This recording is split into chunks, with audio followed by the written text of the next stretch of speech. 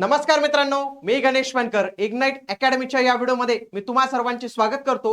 महाराष्ट्र लोकसेवा आयोगाकडून 6 नवीन जाहिराती आलेल्या आहेत। याच्यामध्ये 570 पेक्षा जास्त जागा आहेत आणि विशेष करून या सर्व क्लास 1 आणि क्लास 2 अधिकाऱ्यांच्या जागा आहेत। आणि इवन दो मी जर तुम्हाला सांगेल की या परीक्षेसाठी परीक्षा होण्याची शक्यता फार कमी आहे, डायरेक्टली इंटरव्ह्यू द्वारे पण तुमची निवड जी आहे तर ते होऊ शकते। म्हणून तुम्ही हा व्हिडिओ जो आहे तर तो शेवटपर्यंत पूर्ण बघायचा, मी संपूर्ण माहिती तुम्हाला सांगणारच आहे। सोबतच एमपीएससी कंबाईन ग्रुप बी आणि ग्रुप सी साठी लक्षात घ्या मित्रांनो, ईद निमित्त आपण या कोर्सेसवर 20% ऑफ ठेवलेली। जे कोणी उमेदवार एमपीएससी परीक्षांची तयारी करतात त्यांच्यासाठी ही बॅच अत्यंत उपयुक्त असणार आहे, त्यांनी आजच तिला जॉईन केलं पाहिजे। बघा कोणते कोणते पद असणार आहे त्याच्यात लक्षात घ्या। 6 वेगवेगळ्या जाहिराती आलेल्या आहेत। पहिली जाहिरात आलेली आहे वैद्यकीय अधिकारी गट ब। वैद्यकीय अधिकारी गट ब जास्त जागा आहेत, किती 297 जागा आहेत, किती 297 जागा। आणि याच्यासाठी जर मी पाहिलं तर एमबीबीएस डिग्री जी आहे पाहिजे आणि अनुभव नको, याला अनुभवाची गरज नाहीये, अनुभव नसला तरी चालतो। पुढे अतिरिक्त सरकारी अभियोक्ता गट अ 2 नंबरचं पद आहे, हे लॉचं पद आहे मित्रांनो, लॉ लॉ लॉ पाहिजे त्यांचं। पण हे किती जागा आहेत, 244 जागा आहेत, किती 244 जागा आहेत। त्याच्यानंतर माजी सैनिकांसाठी चांगली संधी, जिल्हा सैनिक कल्याण अधिकारी गट अ ची फक्त 21 जागा आहेत।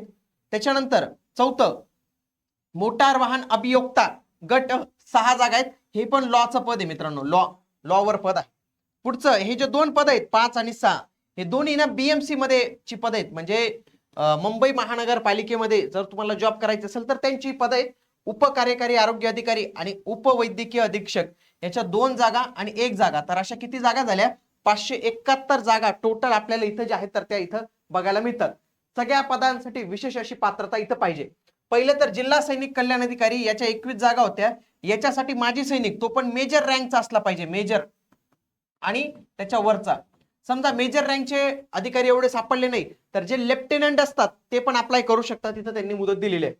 बघा लॉचे 2 आहेत, सरकारी अतिरिक्त सरकारी अभियुक्त याचे सगळ्यात जास्त जागा आहेत, परंतु याला लॉ प्लस 8 वर्षाचा अनुभव लागतो, किती 8 वर्षाचा।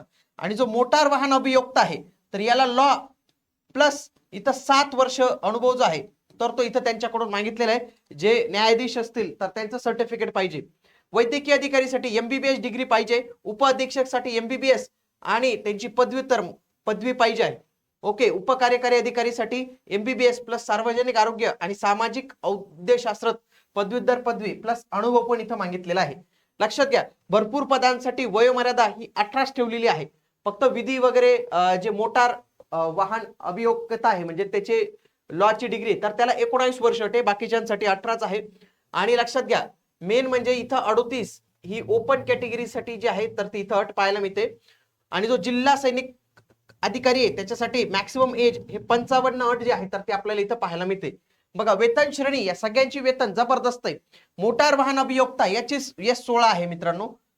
त्याच्यानंतर S20 म्हणजे उपजिल्हाधिकारी ज्याला पेमेंट असतं डेप्युटी कलेक्टरला तेवढं पेमेंट हे उपवैद्यकीय अधिकारी वैद्यकीय अधिकारीला बघा S23। आता हे M37 आणि M38 हे जरी दिसायला जास्त असले मित्रांनो अंक तर काय होतं, हा M आहे आणि हा S आहे। S हा स्टेट गव्हर्नमेंटचा आहे, M म्हणजे तो मुंबई महानगरपालिकेचा आहे, म्हणून त्याचं पेमेंट आणि यांचं पेमेंट हे थोडं वेगळं असतं कॅल्क्युलेशन। लक्षात घ्या जी गट ब ची पद आहेत तर त्याला 394 रुपये ओपन साठी आणि मागासवर्गीयांसाठी 294 रुपये परीक्षा शुल्क लागतं। बाकीचे सर्व जे क्लास 1 ची पद आहेत तर त्यांना 719 रुपये आणि 449 रुपये, म्हणजे जास्त काही बदल नाही आहे। बघा निवड कशी होणार, ही निवड संपूर्णतः किती अर्ज येतात त्यांच्यावर डिपेंड असते। समजा अर्ज लयच कमी आले, कारण की काय पात्रता पण सांगितले ना, पात्रता वाले कमी जर लोक सापडले तर डायरेक्टली मुलाखत घेतली जाईल आणि मुलाखतीच्या आधारे तुमची निवड होणार आहे, म्हणजे इंटरव्ह्यूच्या आधारे।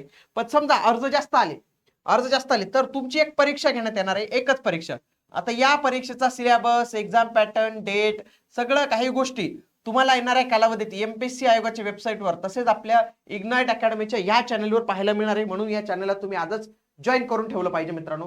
तसेच एमपीएससी कंबाईनचा अभ्यास करायचा असेल तर 2012 ते 2025 पर्यंतचं ग्रुप बी आणि ग्रुप सी चे सर्व प्रश्न जवळपास 2000 प्लस प्रश्न आहेत, हे सर्व टॉपिक वाईज अरेंज करून दिलेले आहेत आणि प्रत्येक प्रश्नाचे डिटेल स्पष्टीकरण दिलेले आहे। याच्यामध्ये मराठीमध्ये पण हे अवेलेबल आहे आणि सोबतच जे काही सायन्स बॅकग्राऊंडचे असतात, इंजिनिअरिंग बॅकग्राऊंडचे असतात त्यांच्यासाठी आपण हे क्वेश्चन बँक इंग्लिश मध्ये पण प्रिपरेशन करून दिलेले, म्हणून जे कोणी मराठी इंग्लिश दोघे माध्यमांसाठी एक अतिशय उपयुक्त पुस्तक आहे. आजच इग्नाइट अकॅडमीचं ऍप्लिकेशन डाउनलोड करून तुम्ही हे बुक ऑर्डर करू शकता. भेटूया पुढील व्हिडिओमध्ये. तोपर्यंत जय हिंद, जय महाराष्ट्र, धन्यवाद.